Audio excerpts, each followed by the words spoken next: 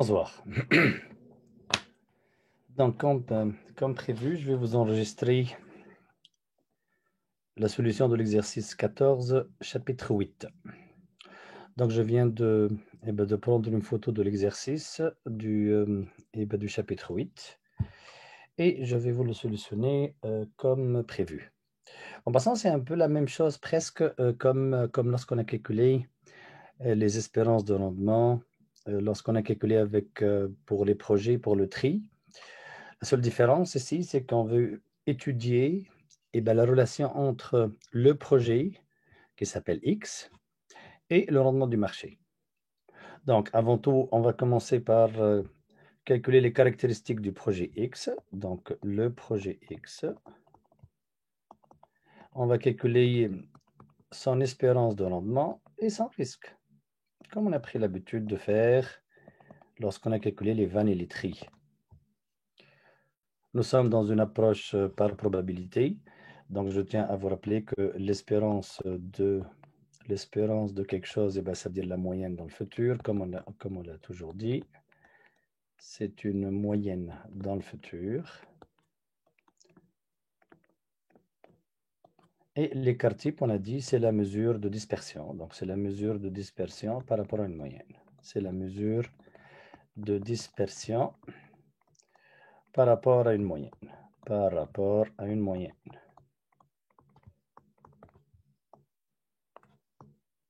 Ou tout simplement, c'est qu'est-ce qu'on appelle le risque. C'est le risque du projet. Donc, en deux mots, j'ai 4 situations avec la somme des probabilités qui devrait être toujours égale à 100%. Donc, 10% de probabilité à ce que l'état de l'économie soit faible. Et le projet va nous offrir un rendement de moins 40%. En même temps aussi, le rendement du marché, c'est-à-dire le marché boursier. Et le marché boursier, en principe, il est censé nous donner une idée sur le contexte économique comme tel. Donc, le marché boursier, c'est une approximation de qu'est-ce qui se passe dans l'économie. La bourse comme telle, c'est un échantillon représentatif de l'économie. En plus, il nous donne aussi le taux sans risque, qui sont les rendements des bons trésors, qui est de 8%. Donc, il nous demande, la firme est financée à 100% par des fonds propres. Est-ce que ça change quelque chose ou non? Ça ne change absolument rien. C'est une phrase. Nous-mêmes, on a dit que lorsqu'on va calculer la vanne ou le tri, on va toujours supposer ça. Étant donné aussi que ce chapitre se situe aussi avant les chapitres qui parlent du financement. Hein. Allez, donc on commence. Donc l'espérance de rendement de x, comme on l'a toujours fait. Donc c'est la somme de i égale à 1 jusqu'à n. N ici, c'est le nombre de scénarios. Donc j'ai 4 scénarios. 4 scénarios. J'ai le scénario faible, moyen, bon et très bon. Donc c'est la probabilité associée à chaque scénario i fois le rendement, ou tout simplement le rendement associé, le rendement de x associé à ce scénario-là. Donc, lorsqu'on va commencer à calculer, donc ça va être égal. Donc, je prends la probabilité qui est 0,10 et je la multiplie fois moins 0,40 plus. Donc, deuxième scénario, j'ai 30% de probabilité fois 8%. Et je continue comme ça jusqu'à la fin. Et à la fin, ça veut dire que j'ai 4 scénarios. Hein. Plus encore donc la probabilité du troisième événement qui est 40%, fois le rendement du projet qui est 0,25, plus le dernier scénario maintenant, qui a une probabilité de 20%, avec un rendement espéré associé à ce scénario-là, 2,5. En passant, je vais me fier au corrigé de votre livre. Donc, en principe, le corrigé de votre livre, il me dit que c'est 18,40. 18,40. Je fais pareil aussi si vous voulez pour le rendement du marché, même si je peux calculer directement l'écart type du X. Allez, on va calculer le rendement du marché aussi. Donc, pareil aussi, je veux pour le marché boursier, donc je veux le E de RM et le risque du marché aussi. En passant, qu'est-ce que je viens de calculer maintenant, le 18 et 40 ici? Ce n'est bon que pour le E de RM. Hein. Donc, pareil ici. Donc, j'ai E de RM pareil, donc c'est égal à la somme de i égale à 1 jusqu'à 4 scénarios, pareil, la probabilité associée à chaque scénario fois le rendement du marché associé à chaque scénario. Donc, une application numérique pour l'espérance de rendement du marché. Et là maintenant, donc j'ai probabilité de 10%. En passant, les probabilités sont devant moi ici. Donc 10%, le rendement du marché c'est moins 0,2. En passant, une petite remarque ici, ça a l'air que le projet est très sensible à qu'est-ce qu'il fait le marché. Regardez, lorsque le marché diminue de 20%, le projet aussi diminue de 40%. Ensuite, j'ai 30% de probabilité. Là, maintenant, le marché passe à 10 et vous voyez très bien que le projet aussi, il a augmenté à 8. Ensuite, plus 40% de probabilité. Quand le marché passe à 15, le projet passe à 25, ainsi de suite. Donc, plus 0,2. Et à la fin ici, j'ai le rendement du marché pour le dernier scénario qui est 0,30. En passant, c'est ça qu'est-ce qu'on va appeler un projet qui a un facteur de corrélation positif avec le... Donc, c'est un projet qui a un facteur de corrélation positif avec le marché. Hein. En deux mots, ça veut dire quand les conditions économiques se détériorent, ici, dans ce scénario-là, ça a un impact négatif pour le projet. Et lorsque la situation s'améliore ici, donc on passe de moins 20 à 10% pour le marché, pour le projet, on passe de moins 40 à 8%. Le projet, le marché augmente à 15, le projet augmente à 25. Le rendement du marché augmente encore à 30, et donc il passe de 0,15 à 0,3, donc de 15% à 30%, et le projet aussi, lui, il passe de 25 à 50. La corrélation ici, elle est presque parfaite et positive. Hein. On va dire qu'elle est parfaitement positive, mais on va le démontrer après, on va calculer ce facteur de corrélation après. Donc si je calcule maintenant le E de RM, si je me fie aussi à la correction de votre livre, donc j'ai 13%. Maintenant, je viens de calculer les rendements du projet et du marché. Maintenant, ça me reste l'écart type. Allez, on n'a pas de formule, on a dit pour l'écart type, c'est la variance du projet X. La formule, on a dit, c'est la même chose que pour le rendement, même chose que pour le rendement. La seule chose, on a dit, donc je calcule la même formule ici pour le projet, exactement comme lorsqu'on a calculé la moyenne pour le rendement du projet X, mais on a dit c'est une mesure de dispersion par rapport à la moyenne, donc j'enlève E de Rx, et ensuite, comme je calcule une variance, je mets tout ça au carré, pas la probabilité au carré, c'est juste la différence entre le rendement du scénario et la moyenne de tous les scénarios. Donc maintenant, je passe à une application numérique. Donc, j'ai quatre éléments dans cette formule-là. Pourquoi? Parce que j'ai quatre probabilités. Hein. J'ai quatre probabilités. Donc, je commence. Donc, c'est point 1, la probabilité de scénario 1, que je la multiplie fois le rendement du projet X. Et le rendement du projet X, on a dit pour ce scénario-là, c'est moins 0,4. Que je lui enlève la moyenne de tous les scénarios, qui est 18 et 40. 18 et 40. Et je mets ça au carré. Plus le deuxième scénario. Deuxième scénario, donc 30%. Je la multiplie fois le rendement du marché pour ce scénario-là, le rendement de marché, le rendement du projet qui est 8%, moins la moyenne de tous les scénarios pour le projet qui est 18 et 40 au carré, plus troisième événement, ou troisième situation, au troisième état de l'économie. Donc, j'ai 40% à ce que l'économie, on a dit, soit bonne. Et j'ai 40% multiplié fois le rendement de la compagnie qui est 0,25, moins la moyenne de tous les scénarios qui est 18 ou 40 au carré, plus le dernier maintenant qui est 0,2. Il ne faut jamais oublier que la somme des probabilités, ça doit être toujours égal 100. Hein, donc 50 plus 50, c'est 100. Ensuite, j'ai le rendement de la compagnie qui est 50, moins la moyenne de la compagnie ou du projet ici, au carré. En passant, le résultat que je vais trouver, après, il faut le mettre sous la racine carrée pour obtenir la variance. Pareil ici, donc, pour la variance du marché, donc ça va être pareil. Donc, c'est la somme de i égale à 1 jusqu'à 4, en passant n, c'est 4, de la probabilité associée à chaque scénario fois le rendement du marché du scénario i moins l'espérance de rendement du marché, qui est la moyenne de rendement du marché pour l'année prochaine, au carré. Donc, c'est pareil, donc c'est 0,10 Je prends le rendement du marché qui est moins 0,2. Je lui enlève la moyenne qu'on vient de calculer qui est 13 au carré plus 0,30 fois le deuxième rendement du marché qui est 0,10 moins la moyenne de tous les rendements qui est 13 au carré plus 0,4. Donc j'ai 0,15 moins 0,13 au carré, la même chose. Donc je prends toujours la probabilité associée au scénario, fois maintenant le rendement du marché qui est 0,3 moins 0,13 au carré. En passant, je suis censé, je suis censé les calculer avec avec la calculatrice en mode statistique. On peut faire comme qu'est-ce qu'on a toujours fait. Donc, on peut demander mode stat 0 dans votre calculatrice pour calculer pour une seule variable. Mais comme ici, je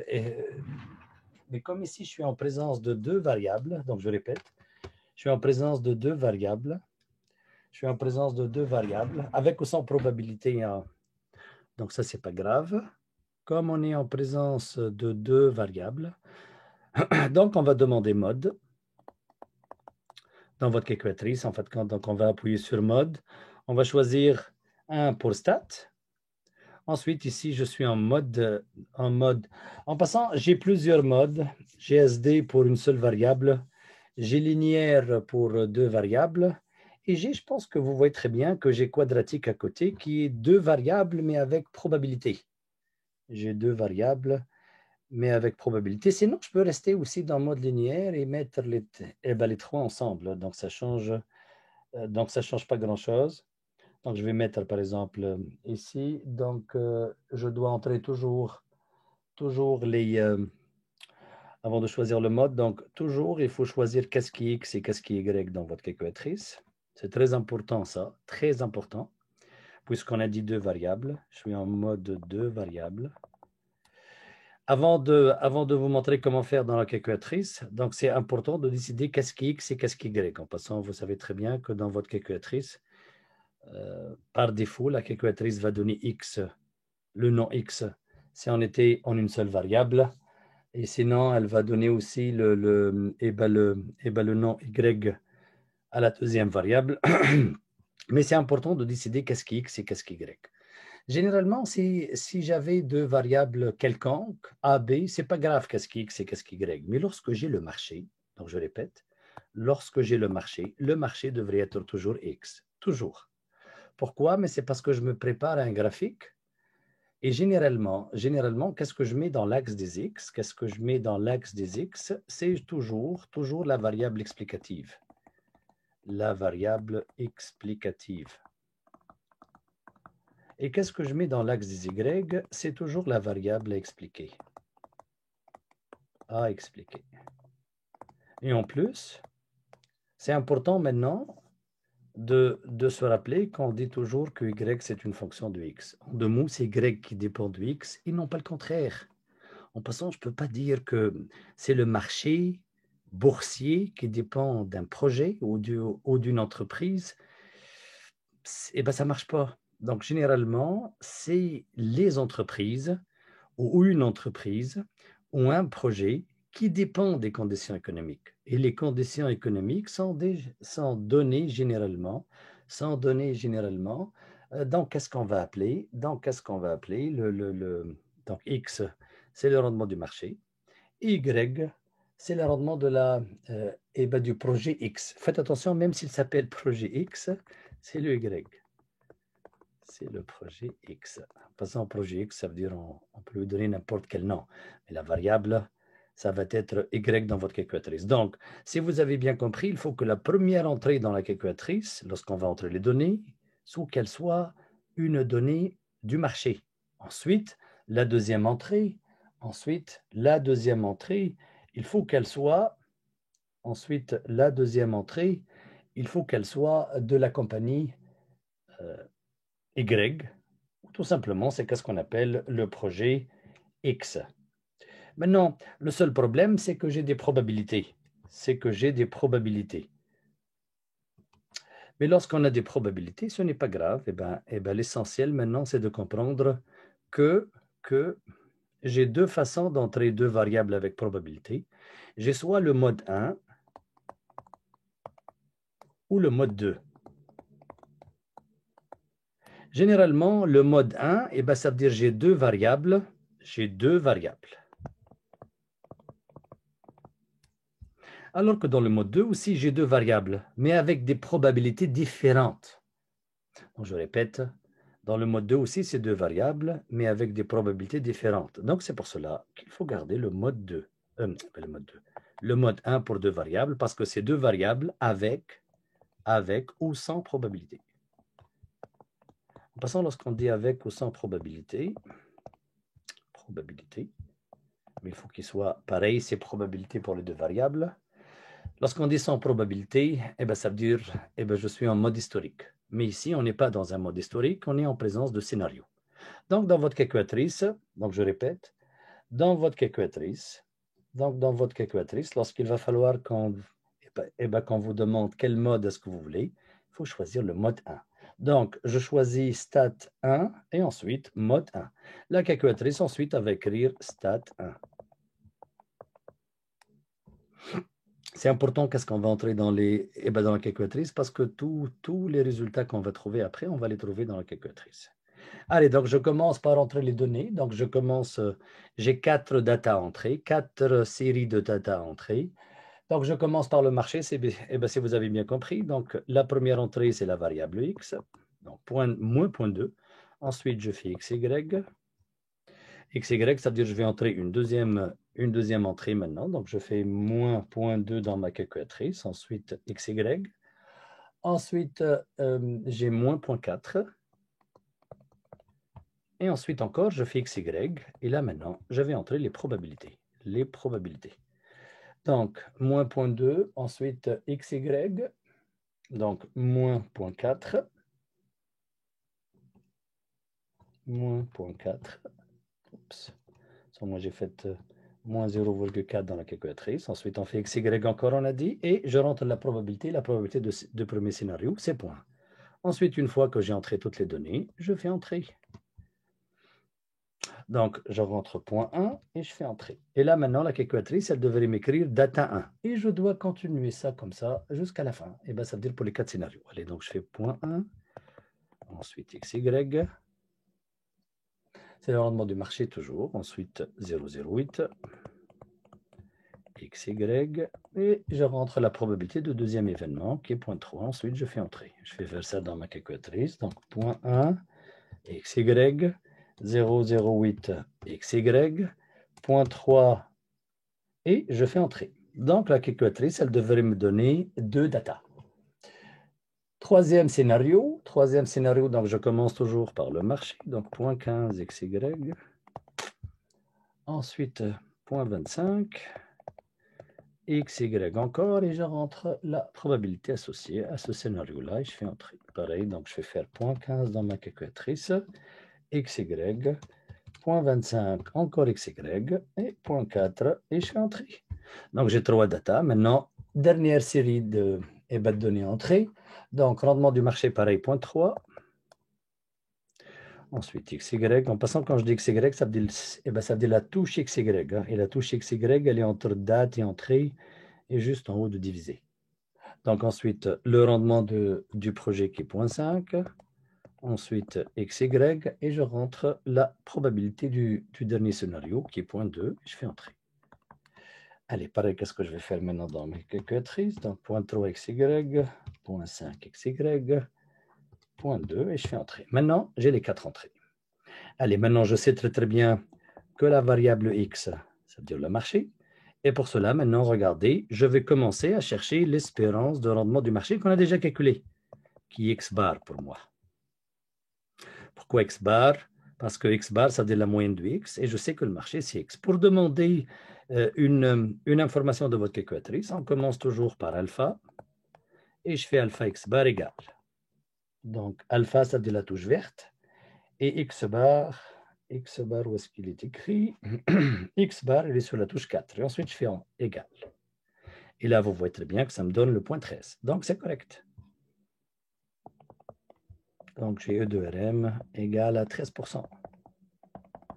Passant, pareil, je vais faire aussi pour alpha Sx, pour alpha sigma x. Je fais égal. Le alpha, donc maintenant j'appuie sur alpha. Ensuite le sigma x. Le sigma x, il est en haut de la touche 6. Je fais égal. Et ça me donne 13,08. 13,08. Faites attention, le 13,08, ce n'est pas la variance de x, mais c'est l'écart type de x. Mais x ici, donc je répète, c'est le marché. Hein. Donc qu'est-ce que je viens de trouver maintenant? C'est sigma rm, 13,08. Je fais pareil aussi, donc maintenant je sais que y, c'est le projet. Je vais éviter de... Allez, c'est le projet x. Donc, si je veux E de Rx, ça veut dire l'espérance de rendement du projet, je vais demander Y bar. Allez, donc pareil, donc je fais alpha Y bar et je fais égal. Donc alpha Y bar, il est juste en haut de la touche 7 et je fais égal, donc je trouve le 18 et 40, exactement comme qu'est-ce qu'on a trouvé tout à l'heure. Donc E de Rx, c'est 18, 40. Ensuite, maintenant, je fais pareil pour l'écart type de Y, qui est, et je fais égal ensuite, qui est le sigma du projet. Donc, je fais alpha et je cherche sigma Y. Et sigma Y, elle est juste en haut de la touche 9. Et je fais égal et j'ai 24 et 30. Maintenant, donc, on a fini avec chaque actif. C'est quoi ses caractéristiques? Donc, j'ai le projet de X. Il est donné comme étant espérance de rendement de X, c'est 18 et 40. Et un écart type. En passant, c'est exactement comme si j'étais en train de calculer le tri. C'est le tri, en fait, compte. C'est le tri, mais dans le futur. C'est le tri, mais dans le futur. Et j'ai le marché boursier qui est caractérisé par E de RM, 13%, et sigma RM, qui est le sigma RM, on a calculé, qui est 13,08. En passant, c'est toujours pour cent. Donc, on a dit, c'est 2 NDF, alpha. Donc, je répète, c'est alpha. Et pour le marché, tout à l'heure, on a dit, c'est sigma X. Donc, je fais alpha. Et le sigma X, on a dit, c'est sur la touche 6. Hein? Donc, 13,08. Oui, c'est ça. Maintenant, j'ai les deux caractéristiques du marché et du projet. Maintenant, je veux calculer le niveau de risque du projet. Quelqu'un va me dire, Nader, tu as le niveau de risque du projet. Pourquoi est-ce que tu vas le calculer? Oui, je peux le calculer directement ou tout simplement, puisque j'ai le détail aussi, je peux le calculer directement. Allez, regardez. Donc, le niveau de risque du projet, il est 24 et 30, c'est vrai, mais moi, mon objectif maintenant, c'est de calculer le bêta de x. Le bêta de x, sa formule, c'est la covariance entre le rendement de x et le rendement du marché, divisé par la variance du marché. En passant, la variance du marché, on l'a déjà. Qu'est-ce qu'on n'a pas? Donc, je répète. Qu'est-ce qu'on n'a pas? Je répète. Qu'est-ce qu'on n'a pas? C'est c'est la covariance. Donc, je répète ici, j'ai la covariance déjà. J'ai la covariance. J'ai la variance déjà. Donc, la variance du marché, c'est 13,08 au carré. Mais malheureusement, je n'ai pas la covariance. En passant, pour calculer la covariance, j'ai deux façons de la calculer. Soit que la covariance, c'est égal au produit des écarts types. Donc, c'est le produit des écarts types. Donc, c'est Rx, sigma Rx, donc le risque du projet, je l'ai, fois le risque du marché, je l'ai aussi. Mais malheureusement, je n'ai pas le facteur de corrélation entre le projet et le marché. En passant, je répète, petit r, ça veut dire facteur de corrélation. Facteur de corrélation. En passant, si je trouve le facteur de corrélation, après, il suffit juste de faire la multiplication de ces deux-là pour avoir la covariance. Sinon, en passant, cette façon de faire, c'était bonne si j'avais le facteur de corrélation. En passant, je tiens à vous rappeler que le facteur de corrélation, ça peut prendre n'importe quel chiffre entre moins 1 et 1. On ne peut pas avoir un facteur de corrélation. On ne peut pas avoir un facteur de corrélation de moins 16 ou bien de moins 17, mais je peux avoir n'importe quel chiffre entre moins 1 et 1. Ou encore, je peux aussi calculer la covariance comme la formule en statistique de base. Je tiens juste à vous rappeler les deux caractéristiques suivantes. Une covariance entre A et B, c'est la même chose que la covariance entre B et A. Le lien qui existe entre A et B ou entre B et A, c'est la même chose. Ça, c'est le premier rappel. Deuxième rappel, je tiens à vous rappeler que la covariance entre A et elle-même, ça s'appelle la variance de A. Ça s'appelle la variance de A, que je peux écrire aussi la variance de A comme ça. C'est la variance. La variance. Pourquoi est-ce que je vous fais ce petit rappel-là? Parce qu'il suffit juste de connaître la formule de la variance pour déduire la formule de covariance. Allez, regardez maintenant, moi je veux la covariance entre Rx et Rm. Je peux prendre la formule de la variance de n'importe quel actif X ou M.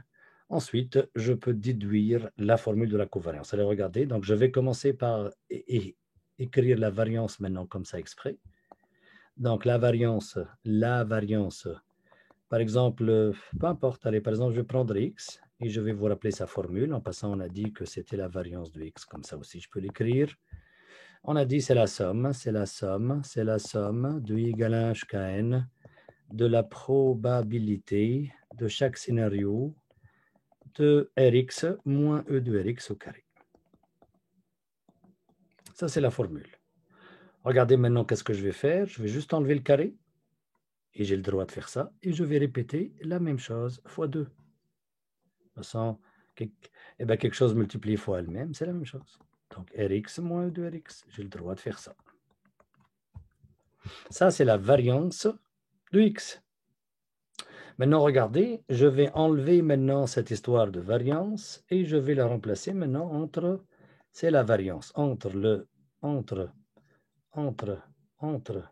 Rx, au lieu qu'elle soit Rx avec Rx, de toute façon, j'ai le droit d'écrire comme ça aussi, ou le droit maintenant, au lieu que ce soit la variance entre Rx et Rx, maintenant, regardez, qu'est-ce que je vais faire? À chaque fois que j'ai le deuxième X, je vais le remplacer par le marché. Et c'est ça qu'est-ce que je vais faire tout de suite. Donc, j'ai X ici, je l'enlève et je mets le marché. Je vais enlever ça. J'ai X ici, je l'enlève et je mets le marché. Et ça y est, j'ai la formule de la covariance. Et une fois que je fais ça, j'enlève le mot variance ici et je le remplace par covariance. Et j'ai la formule de la covariance. Donc, la covariance, c'est exactement la même formule que la variance, c'est seulement j'enlève le carré et je multiplie fois l'autre terme ici aussi, j'ai le marché.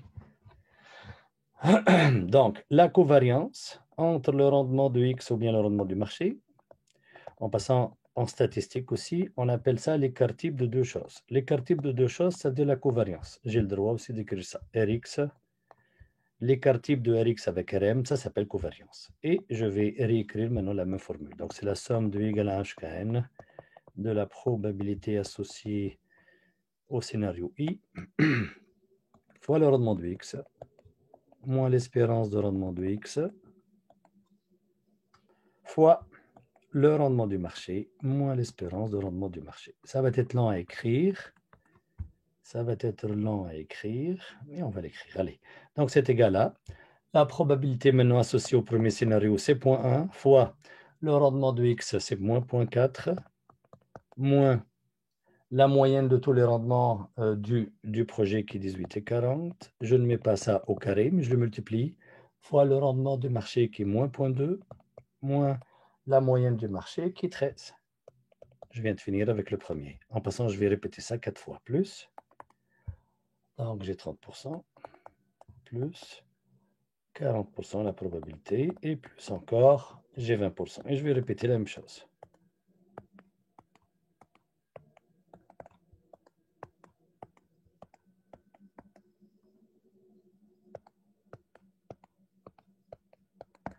Allez, donc ici, ça va être toujours la même moyenne, 18 et 40, 18 et 40, 18 et 40.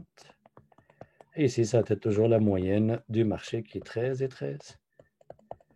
Et là, maintenant, je vais juste mettre le rendement du projet ou bien de la compagnie. Donc, 0,08, 0,25 et 0,50. Pareil de l'autre côté aussi pour le marché. Donc, j'ai moins 0,2, j'ai 0,1, 0,15 et 0,30. Je sais que c'est un peu lent à calculer, mais c'est comme ça qu'on calcule la covariance entre X et le marché. Si je me fie à au livre, au corrigé de votre livre, donc ça me donne une covariance de 3,148%. Quelqu'un va me dire, Nadir, est-ce qu'il fallait la calculer ça comme ça? Oui, malheureusement, la calculatrice ne vous donne pas la covariance. Nous, dans la vraie vie, on triche un peu. On triche, ça veut dire, moi, je ne la calcule pas ça comme ça. La calculatrice me donne le facteur de corrélation, donc je répète, la calculatrice me donne celui-là, R. Ensuite, il suffit juste de faire la multiplication des trois. Allez, on va essayer de voir est-ce que c'est bon ou non. Allez, regardez. Donc, regardez, donc remarque, très importante, remarque. La calculatrice vous donne le R. En passant, c'est pour cela d'ailleurs que j'appelle R, parce que c'est écrit R dans votre calculatrice. Regardez, vous avez le petit R, il est juste en haut de la parenthèse. Donc, pour demander le R, on fait alpha. Petit r égale. Donc, je fais alpha, petit r égale. En passant, je m'attendais à quelque chose de très élevé comme facteur de corrélation, et c'est ça qu'est-ce qu'elle me donne la calculatrice. Elle me donne que c'est 0,9905. En passant, ce facteur de corrélation, je pouvais aussi le calculer si je connaissais la covariance. Donc, vous voyez très bien ici que le facteur de corrélation, ça peut être le ratio entre la covariance et le produit des deux écarts types. Donc, j'amène juste ces deux-là en bas et ça devient le facteur de corrélation. Mais moi, je ne veux pas ça. Moi, je veux maintenant vérifier est-ce que j'ai la même covariance ici ou non. Regardez, maintenant, je vais calculer la covariance entre X et le marché, qui est, on a dit, le produit des écarts types. Donc, je vais réécrire la formule, fois le facteur de corrélation entre Rx et Rm. Donc, l'écart type de X, en passant, on les a calculés déjà. Donc, les écarts types ici, c'est 24 et 30. Point 24 et 30. Fois l'écart type du marché, qu'on l'a déjà calculé aussi, c'est 13,08. 13,08.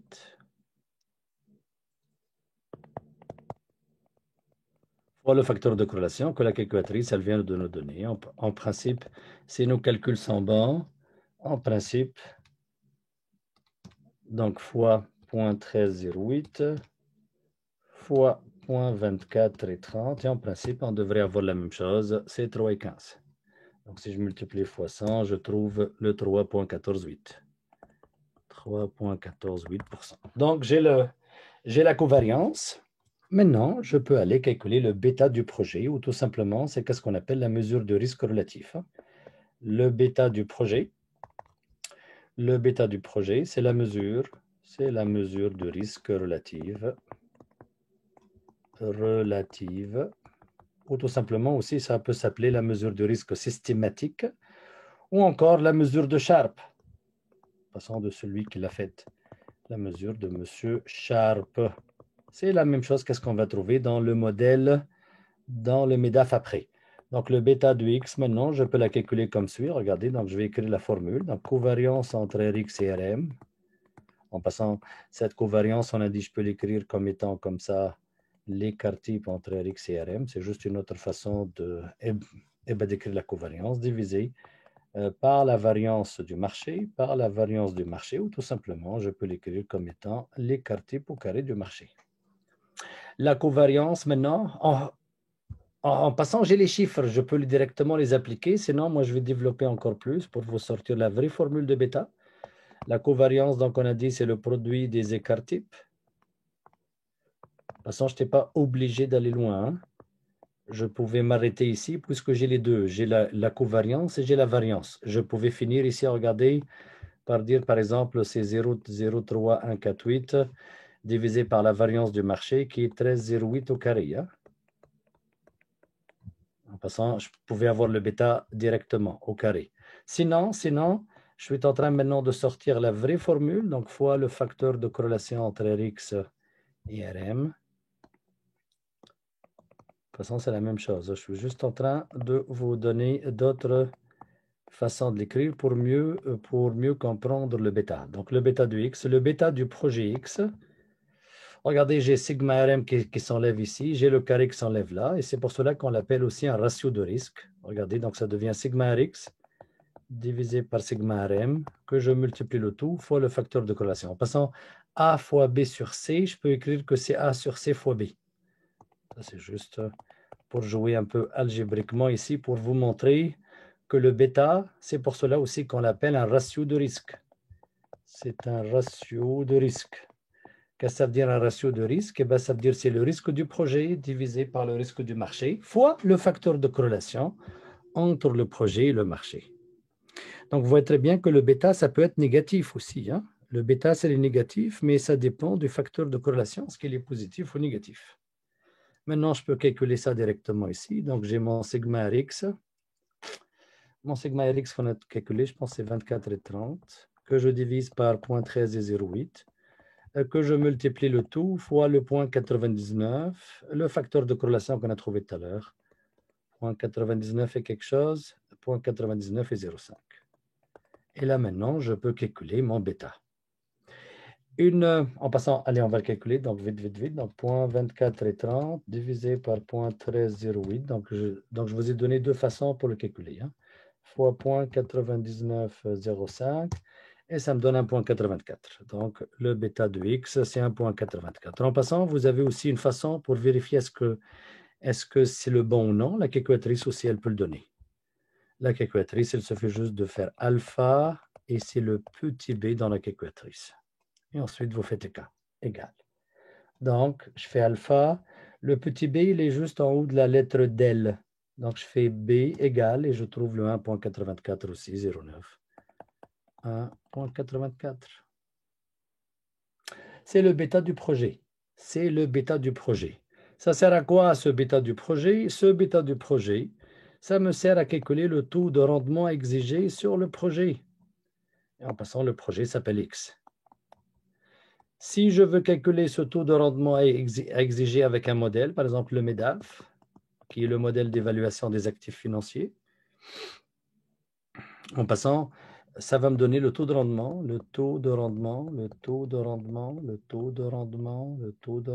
à exiger. C'est avec ça qu'on a calculé les vannes en passant. C'est le taux de rendement exigé par l'investisseur, sachant le risque du projet. Sachant le risque du projet. Qu'est-ce que ça veut dire le risque du projet? Ça veut dire sachant les rendements que les projets nous promettent ou bien les flux monétaires que le projet vous promet. C'est quoi le MEDAF? Ben, c'est toujours un K, c'est toujours un RF plus une prime de risque, plus une prime ou des primes de risque. Le modèle, le MEDAF ici, c'est qu'est-ce qu'on appelle le modèle à un facteur. En passant, je vais revenir ici pour écrire un facteur. Ça veut dire un facteur de risque. C'est un facteur de risque. Comment s'appelle ce facteur de risque? C'est la prime de risque du marché. Le facteur de risque s'appelle PRM. Ça veut dire la prime du risque du marché fois la mesure de sensibilité qui est le bêta. Passant, on voit très bien que j'ai une deuxième définition maintenant, une quatrième définition du bêta. C'est une mesure de sensibilité. En deux mots, ça veut dire si la prime de risque change, comment est-ce que le rendement exigé sur ce projet va se comporter? Donc, le bêta, j'ai une quatrième définition de bêta qui est une mesure de sensibilité. C'est quoi le PRM? Le PRM, c'est E de RM, c'est l'espérance de rendement du marché moins le taux sans risque fois le bêta du projet. Et ça, c'est le taux de rendement qu'on exigerait sur ce projet en considérant qu'on a un seul facteur de risque. Et je répète, le seul facteur de risque ici, c'est le rendement du marché. C'est le rendement du marché. Faites attention, le bêta, c'est une mesure de risque. Ce n'est pas un facteur de risque, c'est une mesure de risque. On a tout maintenant pour finir cet exercice. Donc, j'ai le taux sans risque qui est le taux des bons trésors ici. Ça a été donné à 8% dans l'exemple. 8% plus le point 13 qui est le rendement espéré du marché. Ça veut dire le marché nous promet un rendement l'année prochaine de 13%, moins le taux sans risque qui est 8%. Donc, la prime de risque du marché, c'est 5%. Le PRM, la prime de risque du marché, c'est 5%, que je la multiplie fois le facteur de sensibilité, ou tout simplement, c'est ce qu'on appelle le bêta. En deux mots, ça veut dire à chaque fois que RM change, j'ai une mesure de sensibilité qui va me multiplier cette prime-là de 1,4. Et là, ça va me donner le taux de rendement exigé sur le projet de 17 et 20. À quoi ça sert ça? Ah, ça, c'est très important, ça. Allez, regardez maintenant. J'ai maintenant pour le projet X, on a dit qu'il a une espérance de rendement de 18,40, de 18,40. Et, en passant, je répète, ça c'est l'équivalent du tri. Ça c'est l'équivalent du tri. Et un risque de, on l'a calculé, c'était 24 et quelques si je me rappelle. Attendez, je vais aller monter le chercher en haut, donc 24 et 30. 24 et 30. Ça c'est les caractéristiques du projet. En passant, vous voyez très bien qu'en fonction du risque du projet, je répète, en fonction du risque du projet, ça m'a permis de calculer le cas du projet. Le cas du projet. Et j'ai trouvé que c'est des 17 et 2. En deux mots, c'est exactement maintenant. Pour décider est-ce que c'est un bon projet ou non, donc je répète, pour décider est-ce que c'est un bon projet ou non, c'est exactement comme si maintenant je prends l'outil de prise de décision, le tri.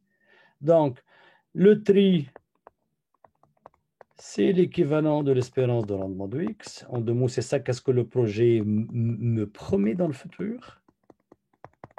Donc, je répète, c'est le rendement que le projet vous promet dans le futur en termes d'offres versus maintenant, versus le cas X, c'est qu'est-ce que l'investisseur exige au minimum sur ce projet. Vous voyez très bien que le tri, il est supérieur à K. On a dit, nous, on accepte toujours, en passant, je tiens à vous rappeler, qu'on a dit que si on veut que le tri soit l'outil de prise de décision, il faut toujours accepter un projet qui a un tri supérieur à K. Même on a dit un peu plus loin qu'il fallait travailler avec les tris corrigés et ainsi de suite. Donc ici, j'ai le rendement offert supérieur au rendement demandé. Ça, c'est le rendement en mode demande. Le rendement demandé. Par qui? Par l'investisseur. Et le rendement ici offert à qui? À l'investisseur. Donc, automatiquement, c'est un excellent projet. On peut dire que le projet X, c'est un projet qu'il faut accepter. Acceptable. Ça veut dire qu'il faut investir dans ce projet-là. Donc, c'était la même chose comme qu'est-ce qu'on a vu, la seule ajout, ou le seul ajout, je m'excuse, dans cet exercice, c'est cette histoire de comment calculer K. Le K, c'était toujours donné, donc le K, on le calcule avec la méthode risque-rendement, ou tout simplement, c'est qu'est-ce qu'on appelle le MEDAF. Merci et au revoir.